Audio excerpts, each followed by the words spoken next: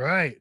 Welcome to our Mondo de Blasio and Dave Graziosi's podcast, Mondo and the Big Guy. I am Dave Graziosi. That ugly son of a gun is Armando de Blasio. Today we're going to crack a drink. Hopefully he has his ready. I definitely do not have mine ready. I knew you weren't going to have it ready. Why would I have it ready? Why would I have anything ready? I don't like anything ready. So I'm going to crack myself a drink also, but I don't think I'm going to have a beer. I think I'm going to go a little bit crazier. What do you get? What's crazier? I think I'm going to have a glass of whiskey. All right, go grab it, and I'll talk to the people while you're grabbing it. All right, so I'm having a land shark today. It tastes a little bit like summer. I really enjoy it. I got a shirt that has a land shark logo on it the other day, and I got to say it's probably the closest thing to a Corona that you can get now. Apparently, you don't know how to talk to yourself. Apparently, you don't know how to do anything by yourself. That's why I'm interviewing other people. I don't have anything interesting to say. So you're having a land shark. I'm going to actually have Larceny. Now, we're not sponsored by Land Shark, but you're more than welcome to. And we're not sponsored by Larceny, but you're more than welcome to sponsor this show as well. I'm going to have a little bit of Larceny, 92 proof. Very special small batch Kentucky straight bourbon whiskey. Funny that I'm having this drink, though, because this is the week that we should actually be down in Kentucky for the Kentucky Derby for one of our good friends' bachelor party. No way. That's right. I completely forgot about that. So it was supposed to be this weekend. We were all supposed to be together in Kentucky celebrating one of our really close friend of ours. Yeah. Well, I mean, Danielle actually didn't let me. She said that I could go there even though it was going to be our anniversary weekend. We were definitely, that would have been so much fun. Yeah. I mean, I just thought about it right now too. It's because it was like something I was really looking forward to. It's like on my to-do list. Is to go to the Kentucky Derby and dress like an asshole and pretend that I'm wealthy, but I'm not. And it would have been great. Did you, you never went to Preakness with us, did you? Cheers. Salud. We went to Belmont, though. I went to Belmont. We were there for that trifecta for that horse. What the hell was it? Secretariat? No. Wasn't that no, like what was that 20s? Horse that wait, what? What was that? Was it Secretariat like the 20s? Maybe, I don't know. I don't remember. We need a fact checker because I don't know. Know. I don't remember anybody. Okay, so I mean, obviously that night was awesome because it was the night that it was that horse hit all three of them. It's not called a trifecta. What's it called? No, I know what it's called. It's called What is it called? I want to hear this. Shit. What is it called? I just started to sip. Isn't it the Triple Crown? The Triple Crown. I just took a sip of this and I'm already hammered. Yeah. So yeah, yeah, it was. We were supposed to be there this week. It would have been the start of something really awesome. This month was Did he end up pushing back his wedding date? Yeah, it got pushed back to end of August. He didn't send anything out though yet, right? I think he might have been starting sending it out now. Okay, so he's probably going to keep me out of the wedding, hopefully. Yeah, I think so. I don't think he wants you to wedding anyway. Are you in the wedding party? I am in the wedding party. That's cool. That's something fun. Well, no, of course. To me, it's an honor to be chosen. Yeah. It's great. Imagine having like a couple of weddings and actually not being the best man in the wedding. I mean, imagine that. Why, are you still bitter about that? Absolutely not. So for those of you that don't know, I've had 2 weddings, and Armando was not the best man at both. That's okay. By design. Listen, it's understandable. Danielle actually said, no fucking way Mondo can be the best man at this wedding. And I absolutely agree with Danielle. I thank God I wasn't. I'm so happy that I was able just to be in the background and, not have to make any... In the background? You were not in the background of the wedding. Of course I was. I was the shortest guy, so I was in the background. You were not the shortest guy. Keith is probably or Tony, actually, is probably the shortest. Actually, yeah, I think you're right. I think Tony was the smallest one. He's really short. You're absolutely right. So should we speak a little bit about our guest today, or are we just going to bullshit the whole time? No, I mean, so today, actually, you know him more than I do. I do recall him being one of the teachers when we were in school, but I don't think I've ever had him.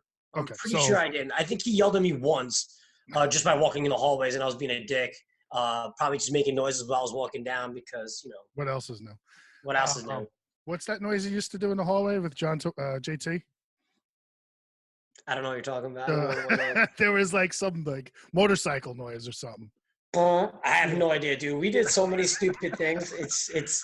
I honestly, it's funny. You look back at high school and you're like, what do you actually miss about high school? There's not a lot that I miss besides the only thing I do miss is our group of friends that like we all hung out together and we were all, pretty close and tight. Yeah, well, I mean, I think that's probably partly because you didn't play any like organized sports or weren't a part of like many clubs. Yeah, I think you were part of weren't you part of that hacky sack clubs that we did? Yes, I was. Listen, I'm actually happy enough that I was able to lift my leg and hit the hacky sack because how fat I was. So oh my God, you have I'll the take biggest, fattest ankles I've ever seen. Still do.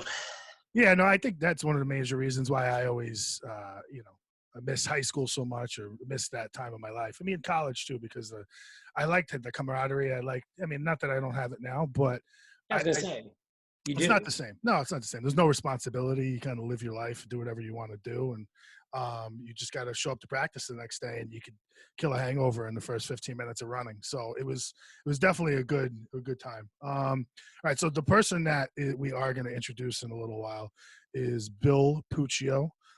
He is, I'm never going to be able to call him Bill, by the way. I'm going to call him Pooch or Mr. Puccio probably for the most of the interview because I feel weird calling him Bill. He's a teacher. He was a teacher in the high school, Glen Cove High School, when I was there. And Mondo acted like he was there. Sure. And he taught when he started teaching us when he was around 22, I think he said. Yeah, he said he was 22. Imagine that. Imagine teaching at 22. Which is crazy. And then he taught us until we graduated. And I think the year or two after we left, that's when he left. Then he came back for a little while. He became actually good friends with my mother. I don't know, whatever. Yeah. And no comment. No comment. And then now he's teaching in an accelerated school, but he also does some really interesting stuff. I got to send you the pictures he just sent me, Mondo. I saw that. So like he has an Instagram with his wood company, correct? Yeah, it's Paz Treasures, which we'll mention a few times. Correct. You guys can remember that, and I'll throw it up on the screen and make sure everybody knows where to go. But Paz Treasures, and he'll tell you the story. But it's something he started with his father, and now he's taking it over, and it's some pretty cool stuff. He does a lot of restoration, so doesn't look like he's doing a lot of new stuff, which I don't know because I didn't really get too in depth in the conversation with him about it. Right. But it looks like it's mostly restoration stuff, and the stuff is really freaking cool looking. So yeah, actually, when he commented on something that we had on our Instagram page, which is Mondo and the Big Guy, he posted something. So I was like, "Oh, who is this person?" I didn't know who it was at the time, and I looked down. And I was like, "It was really cool, like some of the interesting stuff that he was working on." And like I said, I mean, I just blowtorched some wood in my place, trying to make it look a little bit older. I don't know if I did a good job or not, but it was something like interesting. It's it's something unique, and I do like doing that as well. So I can't wait for him to come on and actually let us know about a little more about his work with his dad. You said he started with his dad. I think that's what he said. Yeah, I mean, we did not that it's a secret or we're pulling back the fourth wall here. We did a pre-interview with him yesterday, which actually was a lot of fun. So we talked just topics and things like what we're going to talk about today. And he did give us a little background, but he didn't really go too much into depth about everything, which I think that was what we can use today for a little more. I guess I'm saying so much, man. Holy crap. I mean, we had Mondo and I had a few of our friends give us critiques on what we've been doing. And a lot of it's been like, you guys say like and way too much. Well, sorry. What do you want me to, I mean, I'm pretty sure other podcasts as well have it. Well, no, actually, what did you say to me? The reason why we say it a lot, and you pointed to me actually and said that it's because we're stupid. Because we're stupid. Oh, okay. Just making sure everyone knows that. Yeah, well, it's part of the game, man. It's part of how we have to do things here. It's goddamn. Every time I say it, every time I say I'm gonna drink. I'm gonna have. Yeah. Okay. So then by the time you'll be drunk in 5 minutes. So you get out of here. You're out of your mind. How's that whiskey tasting? Actually, really good. This larceny is interesting. It's good. I like it. I enjoy it. I mean, and you know for a fact, I'm not a big drinker. I'll have Yeah. a couple and then I'm done. Yeah. Not hammered. I'm just done. I don't want to drink anymore. But I will tell you that this quarantine that's been happening, I've drank more, I think, in this past month Oh my God, yeah. than I've ever drank in like 2 years. And not to say like I've gotten completely hammered, blasted. I really haven't. There's been maybe 2 or 3 times that I've been buzzed, but I don't really drink much. But I think I'm starting to build a relationship with it now that you would be definitely proud of, so that I'm more You say fun. you're building a relationship with it? Yeah, because I'm going to be more I've never heard anybody describe. not fun anymore. So That's fantastic. Wait a second. So how do you drink your whiskey? Because I know there's a lot of people out there that are really interested in how we drink our alcohol. But oh yeah, 100%. So many people. do you put an ice cube in there? Do you drink it? So I straight? put an ice cube. I've actually put an ice cube in it. I've done a couple things. First, I put an ice cube in it just to see if I enjoyed it or not. Not bad. I think it's pretty good. Then I did a little bit of water as well. People put water in it. Yeah.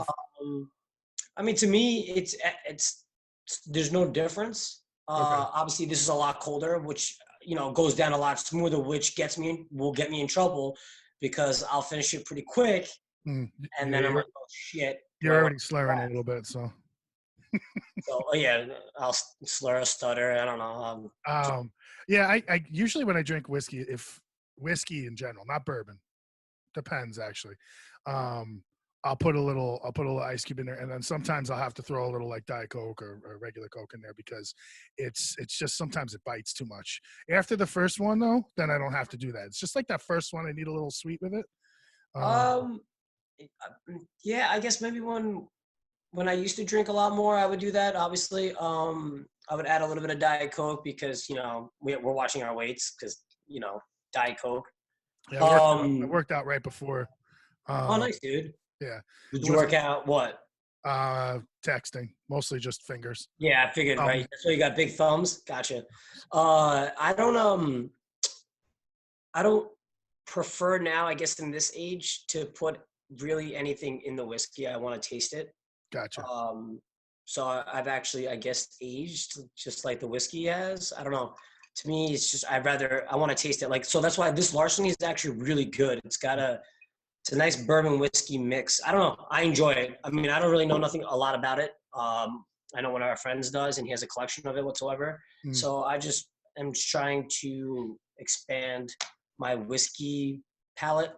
Gotcha. Well, without further ado, why don't we introduce Mr. Bill Puccio to the mix, and we'll go from there. Sure. All right. Let's see. You just blinked a lot while you did that. Hey, Mr. Bill Puccio. What's up? What? Did I tell you to dress up? What happened to your face, dude? No, I was born with this is a face. Yeah, it's God's cruel joke. That's funny. That's great. Just so you know, we are recording, so anything that you say, we are going to use against you. So feel free to start cursing. Or feel free to drink like we're drinking. Dave has a Land Shark, and I have a nice larceny whiskey. I have a water. All right. Oh, wow. Interesting. Hardcore. You're really so my chin, hardcore. Yeah. It's a tough look to go with completely bare. I don't think I've been like that in years. I had a lot of comments when I put your face up on Facebook and Instagram yesterday. Yeah. That they're like, oh, love the beard. Who's that, Leo Berg? I'm like, what? No, Brian Berg. I'm like, what the hell is wrong with people? I was like, whoa. Yeah, you should have the beard on. You looked homeless. It was great. Oh, that's not nice, man. No, I'm kidding. You just look like someone who would work with wood. Well, now you just have Dave. All right, so let's introduce Mr. Puccio to the world. Bill Puccio. Do you prefer Bill, William? Bill's fine. Bill's fine. Okay. So Mr. Puccio's fine. Yeah, we talked for about 10 minutes prior to you coming on about who you were to us. How we met you, how we knew you. Can you give us a little synopsis, brief or long, however you'd like to, about how amazing we were and how you met us and all that good stuff? Um, I I met both of you about 20 years ago, I guess, when you were students at Glen Cove High School where I was teaching. I had Dave I had in class, Armando or Mondo, if you will. I did not have in class. No, but I think I was telling him that you did throw me out of your class Oh, because I without was doubt. making noise in the hall. Without doubt. I was trying to grab someone out of your class because I was a dick, and Yeah. you were like, "Get out of my class," and I said, "Okay." I mean, I'm not in your class, but then you started yelling at me, and I left. But yeah, sorry. What you were saying? I mean, listen, after 20 years, I'm not gonna hold a grudge. I appreciate the apology. I did apologize. I have to. What? No. So I have to actually call the school now and get your permanent record. And You gotta add, you gotta add that. well, Oh, please don't. it's in crayon. Don't worry about it. It's all right. That's how he handed in most of his homework anyway. So that's fine. And it is. Yeah, whatever. So you met us in high school. Yeah. We talked a little bit the other day during the pre-interview about how you impacted my life, and obviously, like Mondo said, that he wasn't in your class, but everybody knew you. You were Right. one of those cool teachers, and the quotation marks wasn't sarcastic, but you were one of the guys that actually gave a shit about his job. One of the people that made an impact on a lot of children's lives, and young adults, whatever you want to call them. And there's not many people that stuck with me as far as teachers throughout my life. So that's why I thought it would be interesting to get you on here, because of how passionate you are about things. And what did you, I mean, if you can give a brief, like, where did you go to school? Where did you, all that? I went to school. I went to Stony Brook, out in Suffolk County, and I started out as a biology major. And I always loved science. Growing up, I was the nerdy kid with the chemistry set, and it's probably hard to believe, looking at me now, like, he's so cool. It's just high school science. I mean, yeah, but I was a nerdy kid. I went to Stony Brook, and I was a bio major at the time, and probably now. People with bio majors at Stony Brook, I never had anything going to this. It's blood or anything. I just didn't want that. But I knew I wanted to study biology. I didn't really know what I was going to do with it. And then I coached a swim team when I was a junior in college, in my town, and I really, really liked it. I liked working with the kids, and I liked all pulling in one direction together. And that's really, believe it or not, when I first thought about teaching. And I went back my junior year, I guess it was, and I started to take some teaching classes, and then I student taught my senior year. And my first teaching job, Glen Cove was actually my second teaching job. I worked in Farmingdale High School for a year at 21, and then at 22, I was hired in Glen Cove. So I know we talked a little bit about this in the past, but yeah, so I was 22 and I was teaching 18-year-olds, and You said it you was, taught it was definitely different. You said you taught a 20-year-old when you were 22 in high school, which is just I did. insane. And that wasn't Mondo. No, definitely was not me. I actually 20-year-old. graduated at 18 years old. Thank you very much. Well, I graduated at 16, so. Negative. I don't think I did. I was born in November.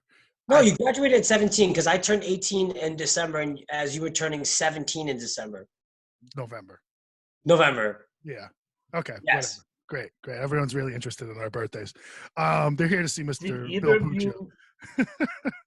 No, did either of you ever actually open the envelope and check for the diploma? Or no, there was a diploma in there? I thought they were giving me money. Nah. No. You know, as soon as I received something, I threw it and I just walked away from the podium. I remember that. I mean, hopefully my mom's not still listening to this. She tuned out a few minutes ago, but Probably curling her hair. I don't even remember being at my graduation. Might have had a little bit of a party Wait, beforehand. Oh, dude, I remember, definitely. I remember having a couple of drinks. No, we didn't. We never did. That's a total lie. We would never do that.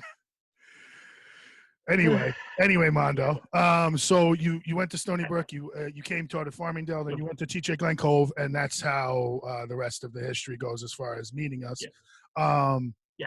Memories and stuff like that from Glen Cove. I mean, you were there at like a really crucial time in my life. Obviously, high school is a crucial time in everybody's life, but that was my pinnacle of, I would say, my sports and fitness type of career, because I mean, it's like I've said a million times before, it's all been downhill after that as far as fitness and sports. No.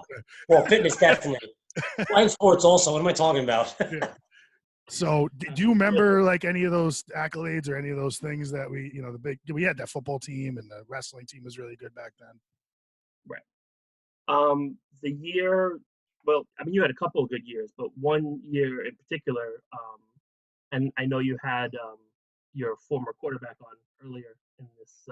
Yeah, Justin Grasso. Yeah. Yes.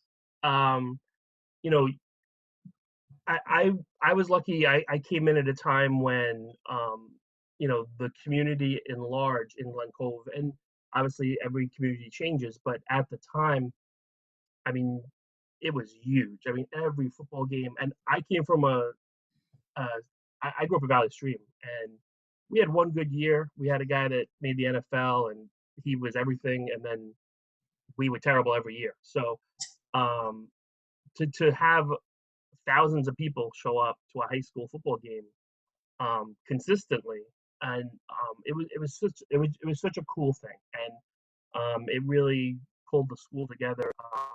We more interested in the community in general, and I got to know a lot of people through going to those games. And as you guys had more and more success, and you started playing at Hofstra, you had playoff games, and Dave had one in particular amazing game where, from the clutches of defeat or something, he had an interception that resulted in the principal hugging me.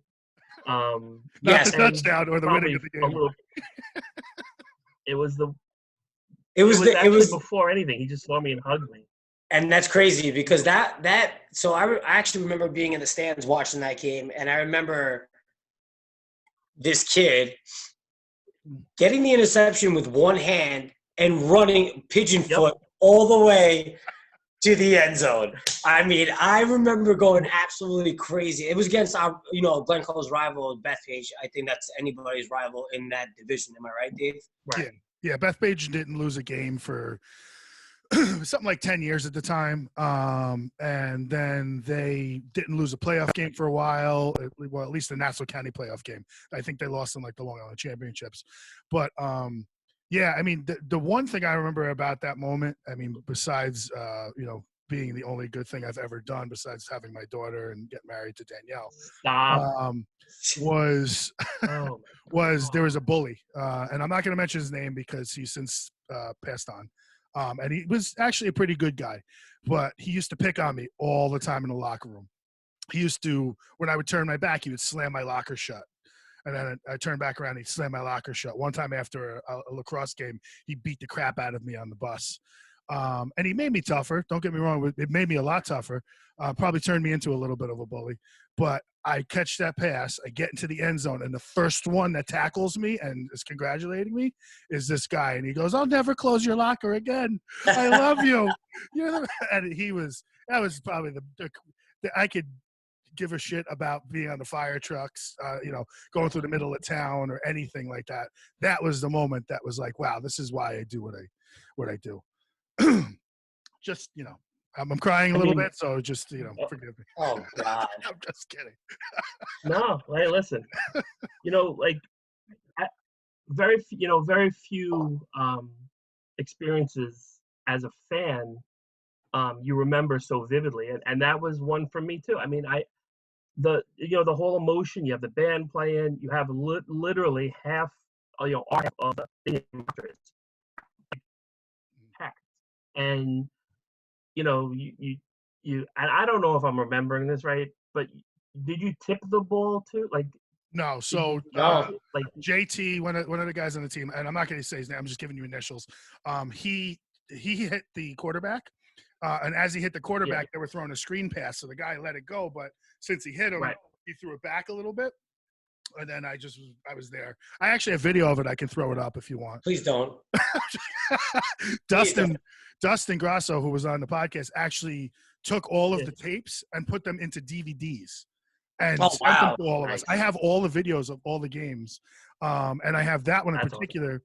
We had a 20-year reunion the other day, and he put it up on a big screen. The other day, or loop. You're talking last year? That was, well, whatever. Come on. September last year? Okay, cool. Okay. No one knows when they're watching this. But yeah, so it's my, like I said, it's my favorite thing in the whole world to talk about. It's Al Bundy. You know what? Like, hey, listen. First off, we were happy you ran to the right end zone. So that right there was a bonus. But listen, like it's not about, you know, for me, it's not about reaching back to the past and trying to relive it. It's acknowledging, you know, how that's a special moment and how that shapes you from that point on. And like you said, you know, that the kid who hugged you first, right? That changed your relationship with him. And then, you know, obviously that changed how you were received in the school. And it just speaks to it.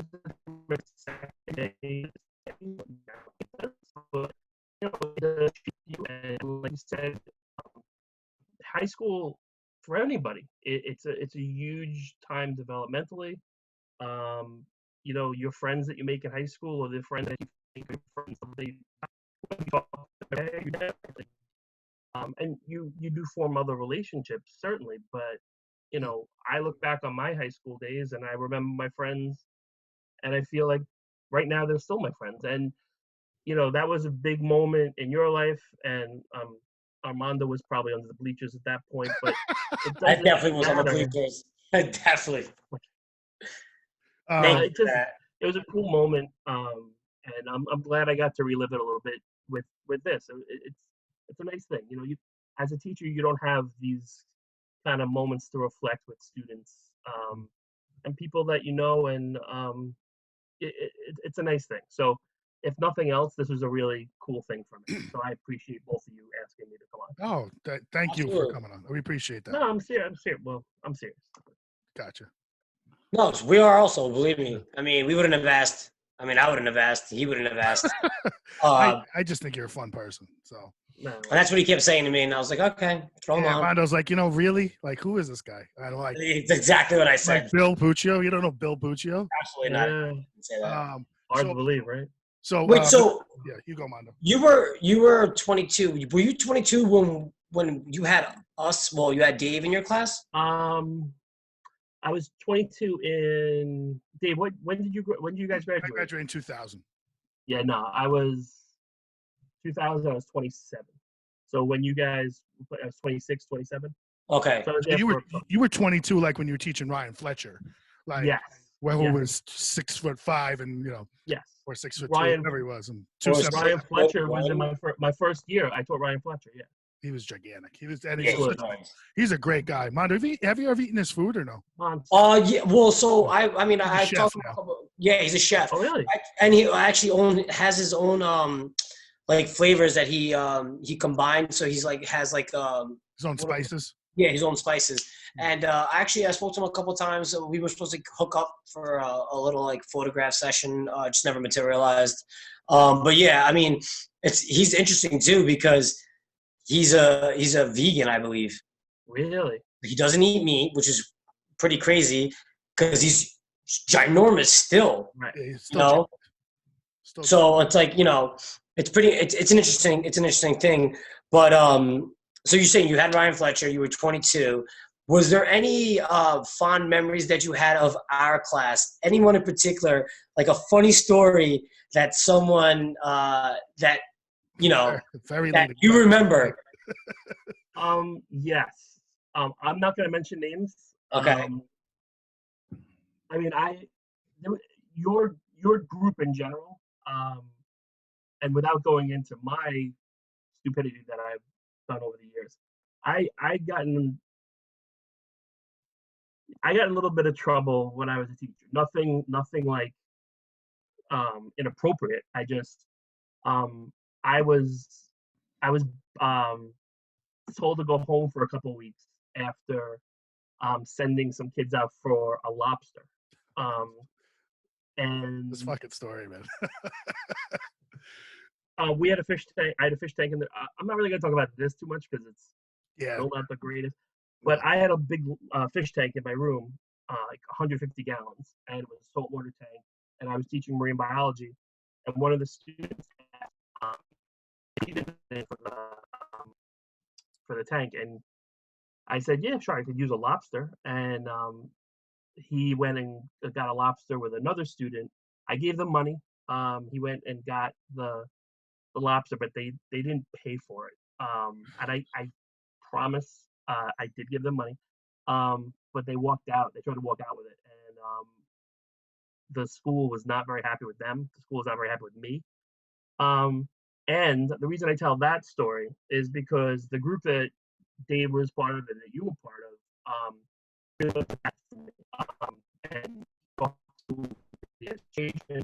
Um, one of Dave's girlfriend at the time, his girlfriend's sister was key in organizing a lot of the students to kind of speak at the board meeting, and it really saved me, from any further disciplinary action at the time. And because of that, you know, I always was um, very fond of your group.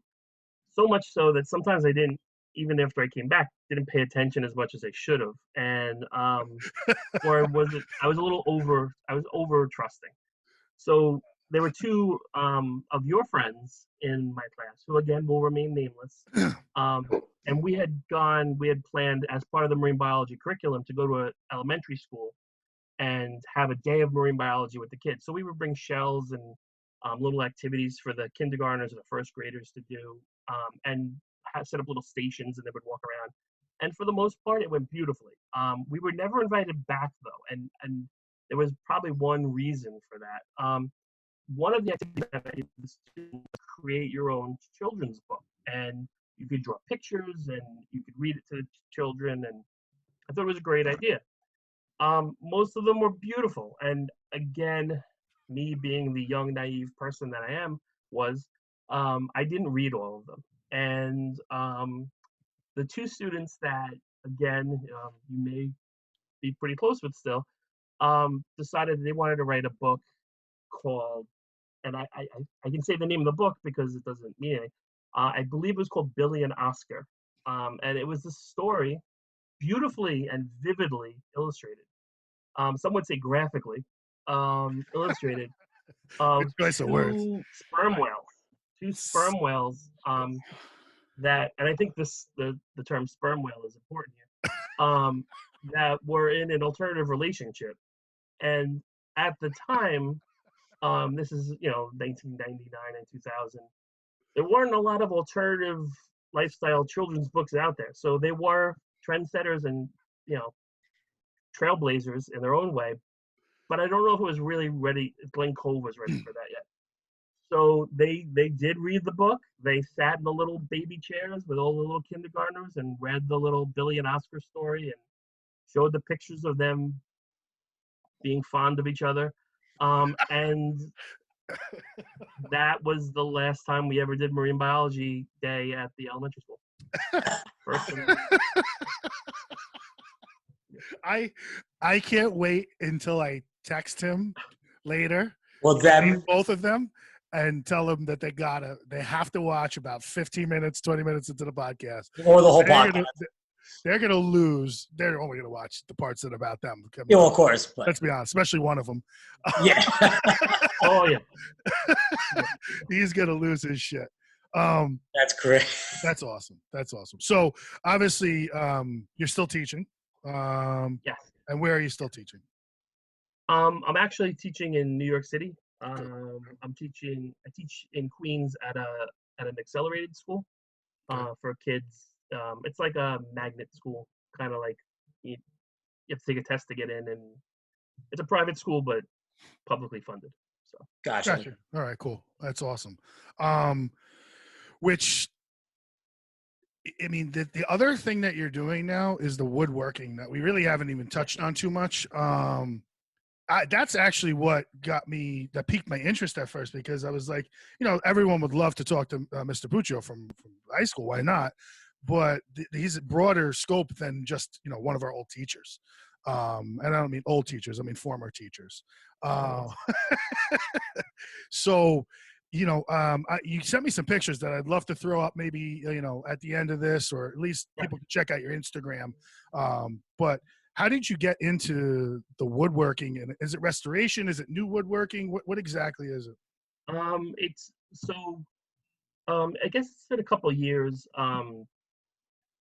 that I've been doing this, and it started out as really just restoration, as me getting older pieces and kind of putting my like little spin on it. And it started out, originally I was going to work with my dad. He recently retired, and I was going to work with him on kind of keeping him busy and stuff. He didn't really find that much joy in it. Just to be a little, and I know I'm like funny, and well, I don't know I'm funny, but I'm goofy. But really, the reason I do it is to it's almost meditative for me. And this is kind of the serious part. I, although outwardly I'm a pretty happy person, I have struggled for the majority of my life with anxiety and depression, and I needed a way to channel, or to take my brain and make it think about something else. One of my problems that I personally had in my life is try to think of negative things over and over and over again. And at different points in my life, this has become more and more prevalent. It's been harder and harder to battle. And believe it or not, I found woodworking to be a way for me to kind of break that cycle. It's not a cure.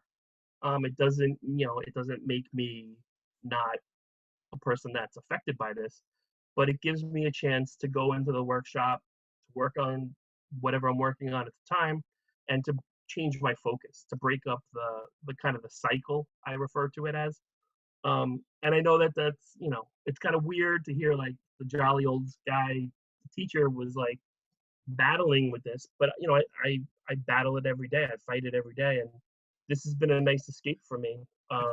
It's not And weird. really, that's why I use it. That's why I stayed with it. I originally designed it for my dad to do it with me, like I said, and when he didn't want to do it, I found that there was a way for me to relax, and a way for me to kind of figure out a different way to think for a little Yeah. bit. So And I'm not going to speak for Mondo here. I'm going to speak for myself. Actually, coming from, say, an ex-athlete's point of view, a lot of us people that can't do it professionally after you get out of high school and college struggle from the anxiety and depression of not being able to get that high anymore. So right, you go to drugs, you go to alcohol, you try to play some recreational sports, you do different things, bodybuilding, whatever it might be, and that's how you try to escape from the yep, everyday lives. Obviously, the drugs and alcohol kind of thing is detrimental to your life. So most people try to stay away from that kind of stuff. The other side of it is like you're saying, it, it's something to take your mind off the everyday stuff. You're saying you dealt with it your whole life. Was there a point where like you realized that you needed something else, or was it just kind oh of yeah, that? yeah. Yeah. And I listen. I don't necessarily really talk about all this stuff all that much. And I realize that this could be going out to like a lot of people, and I don't mind it. I really don't. For I personally, I guess it started in high school, where like you feel like a little nervous. Everyone gets nerves. I just, when I got nervous or I got anxious, I could never recover from that. Like I just, it would last longer and longer and longer. And then I had a couple episodes. I think I've had like 5 or 6 relatively bad episodes in my life where it got dark. It got pretty dark. And believe it or not, woodworking, and I don't think there's anything magical about woodworking, but I think finding something to occupy you and to to just have something to focus on. Like when I'm working in the shop, I'm focusing on work using my hands and measurements and what it's going to look like. And I'm not thinking about something that I probably shouldn't be thinking about for as long as I am. Like, like how much money you have, or, if you're going to get that, that stuff graded, or if your daughter's going to, make the dance team, or like stuff that normal people worry about. But I was in the zone where I was obsessing about it, and I never really found a way. I mean, I'm 46.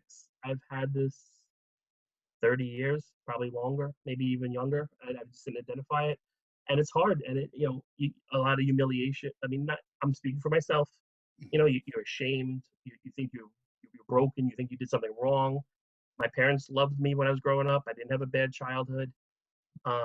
It's just something that as I got older, I've been more open about, because I just wish I could. I just want to be able to help somebody, because it's a terrible, terrible thing. And listen, I've had great times and I've had a great life. I have nothing to complain about. But when you get into those bad zones, it's tough. Yeah, it's a different animal. It really is. And believe it or not, like the woodworking, and I do the woodworking, and I do sell stuff, but it's not about making money for me. And I wish it was, because then I could make more money. But I give away a lot of my stuff. I give it away to family, or if someone likes something, I'm like, okay, you just take it. Because it's the process for me. It's not necessarily the end result. And it took a long time for me to get to where I am. And I have a very understanding family, and I have support. But it's something that it affects people that maybe you don't think it would affect. Because if anybody does remember me, and I thank you if you do remember me, you probably don't think that guy was a guy that was fighting depression and anxiety. And that guy was fighting depression and anxiety, and he still is. So if you're fighting it, there's a lot of people out there that you can talk to and you can get help, and don't feel alone. And I know this is like a PSA now all of a sudden, but No, it's all good, man. It's actually like pretty interesting to hear it from like a teacher's point of view. Like, I don't know if any of us think that teachers have that mentality. I mean, I don't know if they did, well, obviously when we were younger, that wasn't even like a thought that crossed over. When we were growing up, even in like the 2000s, early 2000s, it was like something that wasn't really spoken about as well. I mean, the same thing with me. Like I struggled with anxiety and depression for over 20 years now, probably a little more. I just didn't realize it. I didn't know anything in high school. And if you saw me in high school, you wouldn't have thought that. Even like at times, like within the past like 20 years, I'd have up and downs, and only my closest friends would actually know anything was wrong, because I would talk to them. Not to say they would know, but within the past like 10 years or so, I've had friends who were able to speak to me because I was so open about it. I never hid it from anybody. Just because of the fact that you just said, I want people to know that there is people like us out there, and that if you need someone to speak to, you're more than welcome to speak to me. I won't judge you for that. I'll judge you for eating a whole pizza or ordering $100 worth of Taco Bell, Dave. But what I won't judge you I won't judge you for anything in that mental aspect or stuff like that. I've always had an open communication with a lot, and thankfully, a lot of people have reached out to me, and spoken to me. I don't think they've spoken to anyone else, maybe, but they were able to reach out to me, and I'm able to give them some pointers, because what works for me might not work for you, might not work for Dave. So, I mean, and I thank you for, saying that and being open about it, which it's great. I mean, whoever listens to this and whoever hears this, maybe they'll look at it and go, wow, I would never have thought that this person or you would have something like this. And you're right, woodworking for you is a form of battling an anxiety or depression, just like I like being active and going to the gym. I might not look like it, but I really do, actually, Dave, shut up. But but that to me that's my stress reliever. That to me is I'm able to be alone and just let everything go. you know? So that's important, and that's awesome. So, Pooch, you said back in the day you were a swimmer. Yeah, yeah, So you swam for Valley Stream. You swam through high school. yeah. I swam. I was always in the water. I was always swimming. I surf.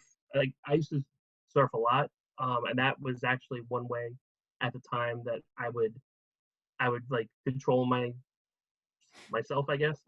And I've done like I the gym stuff. I wish I did more of, but I like after one of my biggest episodes, I ran a half marathon because I started to train, and I am not a runner. I barely I roll very well, but I don't run very well.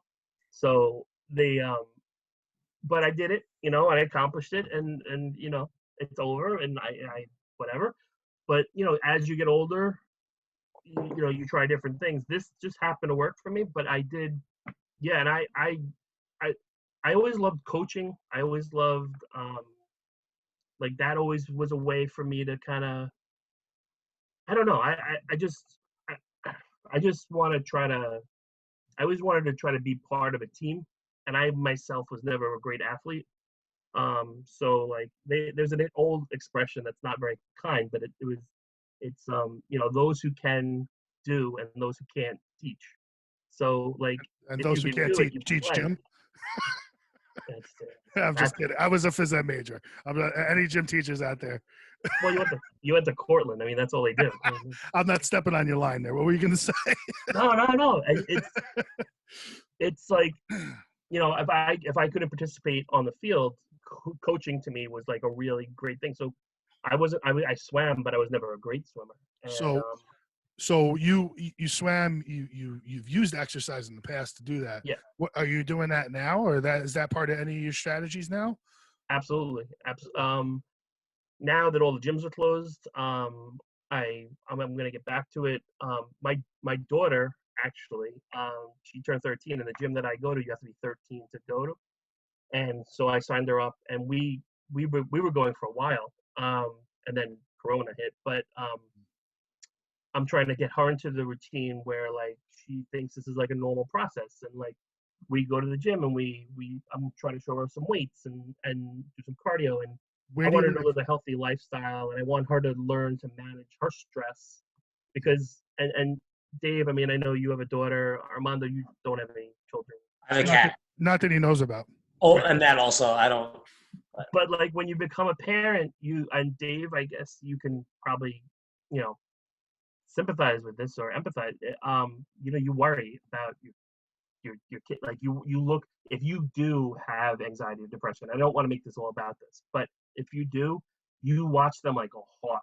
You want to see if they display anything that in your head are those traits. And I want to give her. That's why we go to the gym. I want to give her a way to manage that and to use exercise and use because if your body is exhausted, your brain follows, and Absolutely. Absolutely. It's the best thing to do, and What I want to give her that tool. You live on the island still? Yeah. I after my daughter was born, I moved back to Valley Stream because awesome. So I was just working in Seaford. I worked at the Cedar Creek Park for about 9-10 months before I just got moved to another park, but I was in East Meadow at the Aquatic Center for 8-9 years. So if you ever want to, that's a great place to swim if you're ever looking to swim. And that's why I kind of brought it up was there's so many good options out there, and I'm not trying to make this about my anxiety or depression because it's a conversation. Yeah, mine's probably managed at certain points in different ways, but when I went through my divorce, one of the biggest things that I had to do was to find a way to keep myself occupied. So I stopped drinking completely. I did a couple bodybuilding shows. I did a triathlon. Right. I did stuff that I never would have done in the past because I needed to occupy my mind more because I was just so anxiety ridden about, like you said, your daughter, her growing up the right way, things like that, stuff you can't control. Yep. Which is usually the stuff that when I've talked to any therapist or anything like that in the past, it's you worry about the stuff you can't control more about the stuff that you can control. The stuff you can control is what you just abuse. You Yep. abuse you work So out too weird. much, you drink too much. You can control both of those things. Mhm. So why are you abusing them when they're making you feel better? Or there's nothing wrong with going home and having a drink after work, and there's nothing wrong with going and having a workout after work. But there is something wrong with working out for 9 hours a day, Right. and there is something wrong with drinking 2 cases of beer every other day. So Right. that's to me, it's a paradox, and it's something that I've always been really confused about my anxiety and depression, even though it might not be as broad as maybe some other people or stuff like that. It's something to definitely talk about, and I might have touched a little bit about the bullying thing before. And my mom actually asked if we could talk about how I became a bully because I got bullied. So maybe in a later episode of Mondo and the Big Guy, we can bring you back on and we can talk about bullying and how that brings on anxiety and stuff like that. But I don't want to weigh everybody down here. It's a journey. It's Yeah. a journey, man. That chair is way down. Yeah, but still, there's nothing like a friend, right, Pooch? Is that what he is? I don't. Well, Yes. a rough acquaintance. Rough. You made me this way. I didn't. Oh, here we go. So he's blaming everybody else but himself now. I know, absolutely not. I'm that way because of you, but it's okay. You're not this. All right, so let's go back. You had the woodwork. Now, right now, you are in you're in a school right now in Queens, correct? Yeah. So how are you dealing with COVID-19 and the way you're teaching? So I'm in a relatively unique situation. The school that I'm at, and the only reason I'm not mentioning the name is because Don't. It's not That's worth okay. The big push before any of this was the idea is to remove time and place from learning. So basically that means that what that means in practicality is that all of our lessons are online. And this was before any of this stuff. So all of our lessons, all of our videos, everything, the kids come in, they get a Chromebook, they sit down, they log in, and we do mini lessons, we do stuff on smart boards and stuff like that. But then the kids pretty much go, and then we as teachers, we drop in and we look at their document. We use Google Docs and all that stuff. So for me and for my school, this remote learning hasn't been that much of a shakeup for us because we still post all of our lessons. We still do everything. Now, here's the thing. I didn't become a teacher to do that. I became a teacher to see kids, to kind of gauge, the lingo is social emotional learning. Like, you want to say, oh, how was your weekend? Or, oh, I heard you got a puppy. Or like you want to make a connection with the students. And if I have any strength, I feel like that's my strength. Now, doing that remotely is next to impossible. So academically, we post stuff and the kids have work to do, but it doesn't feel like a school. Like it's the interaction, the personal interaction. We do this stuff, like we use Google Meets, which is the same as this, and half the kids don't turn their cameras on, so like I'm speaking and I'll see like 28 like little icons of like, and that's my You lesson. can't teach or coach like that. You can't do a stand-up comedy like that. You can't do No. anything like. You need the interaction. You need to see the faces, and it's impossible. I don't know. That seems like a nightmare. I mean, I mean, okay, we're in a situation. This is the best we can do. I totally get that. But as like moving forward, if this was ever like, I'm old enough that this is not going to happen in my lifetime. But like, it's not the way that. I mean, the circumstances are what they are. But God, it is a terrible. It sucks. It sucks the soul out of teaching. Basically, I mean, you have basically you're posting a workbook for the kids to do, and then when I went to school for teaching, and it's a longer story because I didn't end up finishing with a teaching degree. I ended up finishing with a bachelor's in business management and economics. There's a whole long story behind it. But one of the things that I didn't want to go to do was teach somebody who didn't want to be interested. Right. That's why I wanted to become a teacher for one reason, because I wanted to make my mom happy. Okay. Right. I wanted to be in the teaching realm for myself because then I could coach. Right. Everybody that joins a team, even in high school, wants to be there in Yep. some capacity. Yep. I don't know how teachers do it when they see somebody across from them, like me, who's just worried about the girl next to him, Right. that's not interested in being there and still puts the passion that you put into it. Yeah. I don't get it, because I didn't love it like that. But obviously you did, and that's why you can put that passion in. And then this has got to suck, like you said, the soul out of that. That's got to suck the fun out of why you do this. Right. Okay.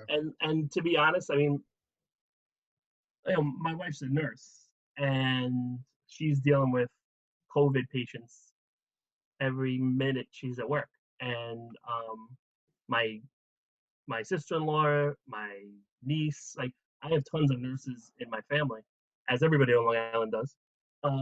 And I can't complain about my job because I don't get to like kid around with the kids. But at the same time, it's not where I don't feel like I'm really having an impact. And you go into teaching, I don't try to make chemists, I don't try to make kids that are studying marine biology. It's not about that. That's never why I became a teacher. It doesn't matter the topic that I teach.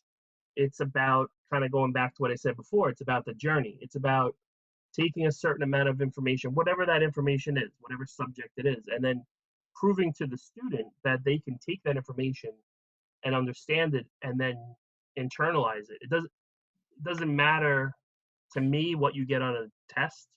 It matters to me that you feel good about yourself because you showed that you could learn something. And when I started teaching, that's how everybody was. And now we do a lot of testing, which is just the way of the world. But it was teaching was, and I'm an old guy saying, oh, these kids, but teaching used to be a much more personal profession. And now, we talk about test grades and percentiles. So it's changed that much in the past like 25 years? Yeah. Do you think that change has to do with, and I'm not being racist, the Asian culture being so far ahead of us at one point in their education, that we adopted some of those methodologies where we're more militant with our teaching and we worry about scores and we worry about that kind of stuff, as opposed to worrying about, say, like a Montessori type school where they're worried more about like the interaction and learning more practical type skills? I think if you like, I have one daughter, and I want her to be happy. Do I care if she knows how to do calculus? I mean, I want her to graduate. I want her to be happy. I want her to be successful. But at the end of the day, I want her to be a good person. And, like you said, there are other cultures that maybe that's not the highest priority. And maybe socialization isn't the highest priority. But, you see how we're struggling with this whole pandemic thing in the United States, where people are like locked down for like a couple of weeks and they're like revolting. They're like, we can't do this anymore and we need haircuts. And Yeah. So but Mondo's the Tiger King, by the way. I don't know if you've seen his leopard behind him. Is that because Justin Bieber has one of those? Is that why? Is that one of those? Mondo looks like he ate Justin Bieber. I was going to say a different version of that joke, but the word that I was going to put in front of Justin Bieber was definitely going to get us banned off of any sort of pod. What? Who's Justin Bieber? Bieber, I said. Made in. Here we go now. Made in. You're fumbling. You're fumbling fumbling with those big lips. You're fumbling. You can't talk. Blah, blah, blah, blah. That's okay though. All right. Well, I don't want to keep Pooch too long. Pooch, you've told us more in this hour than I learned in 2 years in your chemistry class. Oh wait, I was only in there for 2.5 years. 2.5. Actually, Dave, if you subtract the bathroom time, Yeah. it works out to be like 35 days. So it's Plus, not.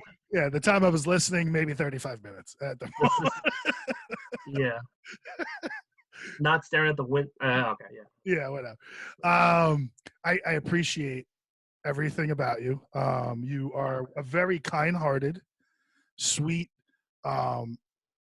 interesting, involved. What other words did you tell me to say about you? I'm sorry. Hold on. Let me get my phone. I try to keep them minimum. Look at me. Minimum two syllables. Yeah, at least 2 to 3 syllables. Nothing more than that. But no, you really are one of the most intriguing people that I've met in a long time. Thank you for saying that. We probably need to do a whole nother episode on just Puccio 10 years from now. So, well, listen, when you do your 500th show, yeah. I want to be there. All right, so we'll put you on as a 500th show guest. By then it'll be like 2030, and we'll be dead. So could you imagine how many beers I'll have by then? You could wheel me out. Oh God. No, listen, just as closing for me, I mean, like I said, this you don't, as a teacher, you don't get to do this ever, and it really, just to see you both and just, this is a great thing. It's a great avenue for both of you. I think you're going to do great with this, and like I had said earlier, nowhere to go but up. You guys are gonna, and I don't mean that in a bad way. I mean, like, you're gonna get better and better and better at this, and stick with it. You got a great chemistry. You can cut all this out. Don't worry, you don't have to do this. But it means this is the only thing we're gonna show. It means a lot. No, listen. I mean, I think you guys have what it takes here, and I'm not that smart because I only teach high school, so maybe I'm wrong. But nothing but success in the future for you guys. And awesome. Thanks for having me on. Absolutely, dude. It was really interesting to have like your point of view. Something that you really don't ever hear, like you said, with teachers. Because, I mean, to be honest, there's not that many teachers that like gave you some sort of like give a shit. Passion or hope or anything in that regards. I mean, there's a couple that I could say from our school that I was completely like, wow, this guy is awesome. He gets me. Most of the other teachers would say they hated me 100% because I was extremely sarcastic. And I talk about it. What's that? They still talk about it in the chats, Puccio's in. That fucking guy, Mondo. No, there's one specific teacher who told me I was the top 5 worst students he's ever had in his entire life, but he did say I was the top 3 funniest guy he ever had in his class. But I was top 5 worst student he's ever had also. Wow. So, and now we actually really like each other, which is kind of funny. That's pure honesty right there. I mean, no, seriously.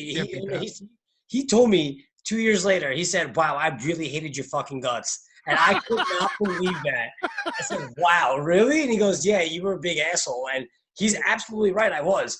But now it's like night and day. You change, you evolve, and yep. I was a pretty sarcastic asshole student. And I still am to some degree. Oh my God! Right, Dave? That's the understatement of the century. But yeah, no, it really is cool. Like you said, I mean, it's really appreciated by us that you came on here and you were able to tell us a little bit about yourself and go inside and actually see like what a teacher goes through, especially right now during this time. Yeah. Mr. Pooch, Bill Puccio, thank you so much. If you don't mind clicking the sign off button on your end, so I don't have to do it. Me and Mondo can talk. Not a problem. We love you. We'll speak to you soon. Once we edit everything, I'm going to send it to you, and you can approve it. I'm still going to post it even if you don't. Yeah. So, you already signed a contract. I didn't say anything bad. I don't think. No, not at all. Man, love you, brother. I'll talk to you soon. All right. Have a great night. Thank you. Go get something to eat. Bye. Yeah, definitely. All right, so Mondo, that was really fun. Yeah, and it's actually because you think about it too. Like most teachers that you you don't think they're any fun. I'm gonna be completely honest. There's a handful of teachers that you're going like, yeah, this guy definitely parties and doesn't have fun. And Mr. Puccio is an example of a teacher who really like loves his profession, and you could tell he does. Absolutely. And I don't want to belabor the point on anything today, because I think that we actually spoke pretty eloquently for once, even Think so? I three don't really beers in. remember, honestly. So I want to sign off a little bit today, and then maybe you can have the last parting shots. But I'm enjoying what we're doing, Mondo. So let's keep it up. Let's get some critiques from the people out there. Don't forget to visit us at Mondo and the Big Guy at YouTube. We're at Mondo at the Big Guy at Instagram. I'll throw all this stuff up at the end. We're at Mondo and the Big Guy on Facebook, which I'm not in love with Facebook anymore. But Well, neither am I. And you're absolutely right. I'm not big on Facebook. I mean, it's still a huge platform. But Nothing against Mr. Zuckerberg, but Mr. Zuckerberg. yeah, whatever. All right, Mondo, why don't you sign us off for today, okay? Well, no, like I said, I thought it was a great show. I think it was something, that us as students, or anybody as students as well, can like, scale back sometimes. Cause I was a really bad student as far as like being demonic to teachers and like causing havoc. And I really was. Listen, if this one particular girl, Lavon, was on the show, she would tell me this teacher called me monster because I was horrendous. And it's teachers do a really good job. I mean, and they are human at the end of the day, as you can tell. Like, they do battle different parts of their lives, and but when they're on display, they're amazing. They're actually, it's amazing to see that. And obviously, you know that as well, because your mother is a teacher now for the past how many years? God, I don't even know. She came in after I got out of high school, so it's got to be close to 20. It was right after I got out of high school. And anybody you've ever spoken to, like anyone that was younger, or within the past like 10, 15 years, whatever the case may be, and that we've run into, and not that we've run into anybody that's extremely younger than us, but if we did, Mrs. Graz, favorite teacher. Mrs. Graz, favorite teacher. And your mom is awesome. She got the weirdest hair, but she is absolutely awesome. She is. I'm sending her this last little bit. Right. All right, Mondo, sign us off. What are they watching? What are the people watching right now? What are they watching? They're watching us trying to... They're watching Mondo. They're watching Mondo and the Big Guy. Mondo and the Big Guy. All right, guys. No. Peace out, Cub Scout. All right.